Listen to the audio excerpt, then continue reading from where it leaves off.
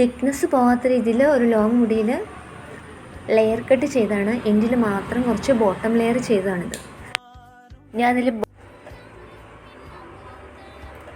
കുറച്ച് ഓളിയം തോന്നുന്ന രീതിയിൽ ചെയ്ത ഒരു ലെയർ കട്ടാണിത്. അതുപോലെ ഹെയർ ഹൈലൈറ്റ് ബലയാജൊക്കെ ചെയ്ത ഒരു ഫൈനൽ ലുക്ക് ഞാൻ കാണിക്കുന്നുണ്ട്. നിങ്ങൾക്കും അത് ചൂസ് ചെയ്യാവുന്നതാണ്.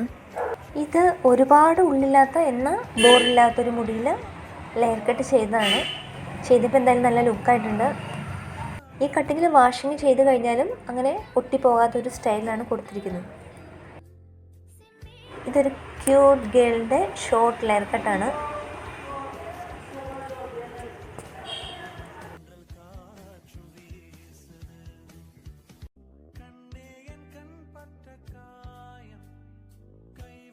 ഇതൊരു യു സ്ട്രക്ചർ കൊടുത്തിട്ട് മാനേജ് ചെയ്യാൻ എളുപ്പത്തിന് ചെയ്ത ഒരു സ്കൂൾ കുട്ടിക്ക് ചെയ്ത ഒരു ഹെയർ കട്ടാണിത്. ലെയർ തന്നെയാണ് മോഡൽ.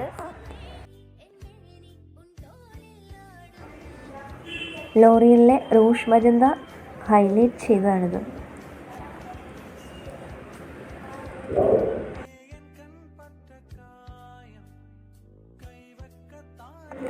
നാനോപ്ലാസ്റ്റി ട്രീറ്റ്മെൻറ്റാണ്. അത്യാവശ്യം വേവിയുള്ളൊരു മുടിയായിരുന്നു, കേളിയുള്ളൊരു മുടിയായിരുന്നു.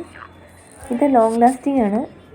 നെക്സ്റ്റ് റീഗ്രോത്ത് മാത്രമാണ് ഒറിജിനലായിട്ടിരിക്കും. അത് നമ്മൾ ചെയ്ത മുടിയല്ല. അങ്ങനെ ഇത് ബോട്ടോക്സ് ട്രീറ്റ്മെൻറ്റാണ്. ബോട്ടോക്സ് നാനോപ്ലാസ്റ്റിയൊക്കെ പ്രോട്ടീൻ ട്രീറ്റ്മെൻറ്റാണ്. ഇത് വളരെ തിന്നായിട്ടുള്ള മുടിയായിരുന്നു, പക്ഷേ നല്ല കേൾസാണ്. നല്ലൊരു കേൾസുള്ള മുടിയായിരുന്നു, പക്ഷേ നല്ല റിസൾട്ട് കിട്ടിയിട്ടുണ്ട്.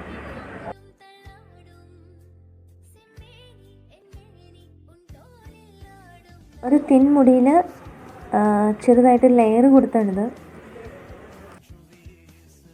ഈ മുടി ഹൈലൈറ്റ് ചെയ്തു. 12.3 ലോറിയലാണ് ചെയ്തിരിക്കുന്നത്.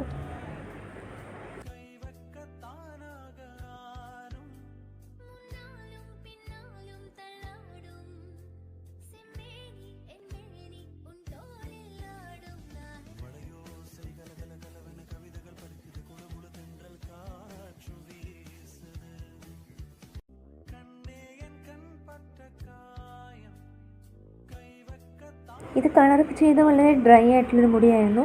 ഇത് നാനോപ്ലാസ്റ്റിയാണ് ഇതിൽ വർക്കൗട്ടായത്. ഇത് അത്യാവശ്യം മൾട്ടി ലെയർ കട്ടാണ്. നല്ല ഓളിയം തോന്നുന്ന രീതിയിൽ കട്ട് ചെയ്തതാണ്.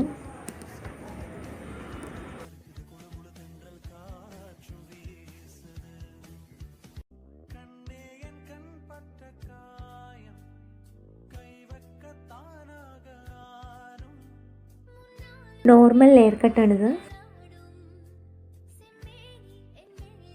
ലോറിയലിലെ റൂഷ് മജന്ത ഷെയ്ഡാണിത്. ബലയാജ് ചെയ്താണ്. എങ്ങനെയുണ്ട്? നിങ്ങൾക്ക് ഇഷ്ടമായോ?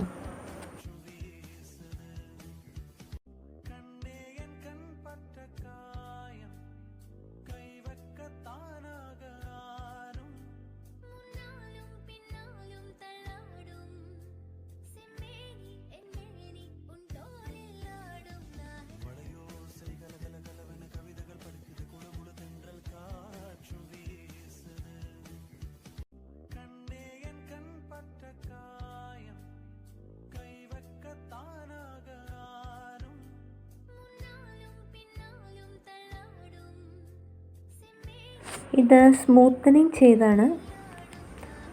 അതിൻ്റെ ഒരു ഫൈനൽ റിസൾട്ടാണ് ഈ കാണുന്നത്. It's A keratin treatment. കുറച്ച് വേവി കേൾസ് ഉള്ള മുടിയായിരുന്നു. ലാസ്റ്റ് റിസൾട്ടാണ് ഈ കാണുന്നത്.